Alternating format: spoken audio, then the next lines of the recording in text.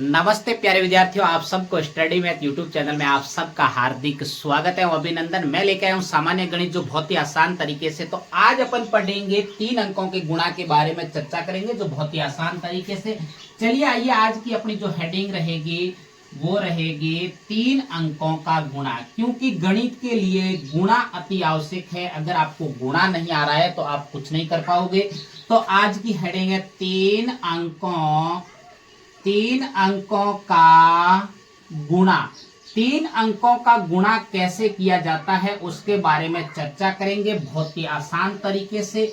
चलिए आइए, आपके सामने मैं एक एग्जाम्पल लेके आता हूं गुणा का, क्योंकि गणित के अंदर गुणा का एग्जाम्पल कोई भी हो सकता है, लेकिन जो करने का जो तरीका है वो सबके अंदर समान रहता है। तो आज का जो अपना एग्जाम्पल है वो क्या है कि 1325 को गुणा करना है 147 से गुणा करना है। बहुत ही आसान तरीके से कर लेंगे, क्योंकि अपन को इस प्रकार भी अगर गुणा लिखा हुआ आए तो भी अपन को कैसे उसको क्रम से लिख के गुणा किया जाता है उन सब के बारे में अपन चर्चा करेंगे। एक तो इस प्रकार गुणा लिखा हुआ आता है तो सबसे बड़ी संख्या जो होती है उसको सबसे ऊपर लिखा जाता है 1325। उसके बाद में जो पीछे संख्या लिखी हुई है उसको पीछे से इकाई के अंक की तरफ से शुरुआत करना है, 7, 4 और 1। फिर आपको क्रॉस का चिन्ह लगा के नीचे एक लाइन खींचनी है। ये सबसे बड़ी बात होती है। इस ऐसे अगर फॉर्मेट में या ऐसे रूप में आपको अगर लिखा हुआ मिले तो आपको इस प्रकार लिखना आना चाहिए, जैसे कि मैंने अभी लिखा है। इस प्रकार लिखने के बाद में अपन गुणा आसान से आसान तरीके से 3 अंकों का गुणा कर सकते हैं। लेकिन ये पता कैसे लगेगा आपको कि ये 3 अंकों का गुणा है या 2 अंकों का गुणा है या कितने अंकों का गुणा है?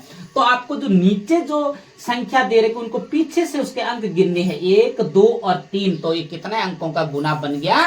3 अंकों का गुणा बन गया। चलिए आइए गुणा की शुरुआत करते। गुणा हमेशा पीछे से इकाई के अंक की तरफ से होता है। तो सबसे पहले आपको पीछे का 1 अंक लेना है बस। 7 का तो पहाड़ा बोलना है और ऊपर जितनी भी संख्या या जितने अंक दे रखे उन अंकों बार बारी से अपन को बोलना है। तो 7 का पहाड़ा पहले 5 बार बोलेंगे तो 7 पंजे 35 होता है और 35 में डबल अंक आते ही, जैसे कि आपके सामने मैं हर एक बात छोटी छोटी सिखाऊंगा कि इसमें जो 35 में कितने अंक है, डबल अंक है।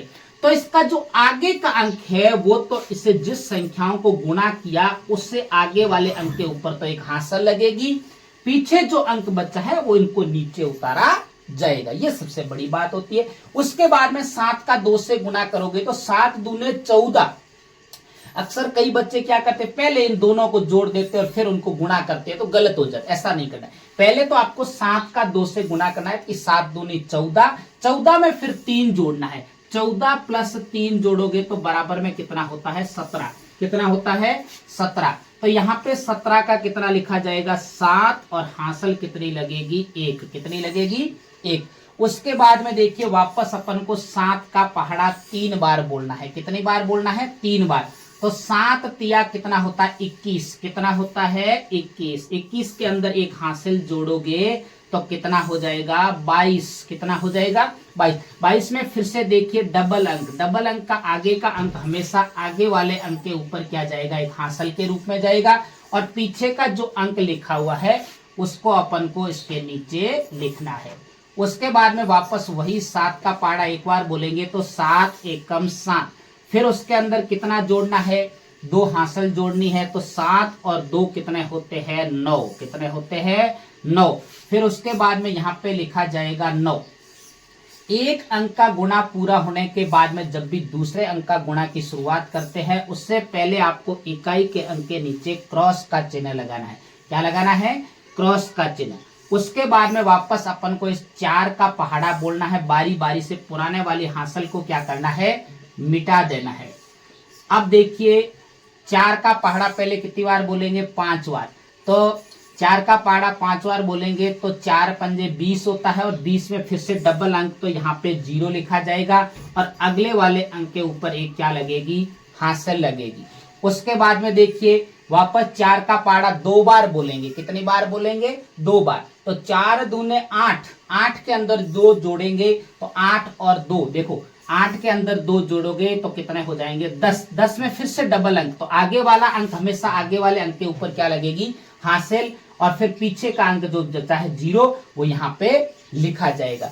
फिर 4 तिया 12, 12 और एक हासिल कितना होता है 13, और 13 का 3 और हासिल कितनी लगी 1। उसके बाद में 4 एकम 4 और 1 कितना होता है 5, और फिर 5 का 5 लिखा जाएगा। उसके बाद में तीसरे अंक का गुणा शुरू करने से पहले आपको एक बात याद रखनी है कि इकाई और दहाई के अंकों के नीचे क्या लगाना है, क्रॉस का चिन्ह लगाना है। अब उसके बाद में देखिए आपको एक का पुराने वाली फिर से हासिल मिटा दीजिए, क्योंकि ये अपने दिक्कत ना करे।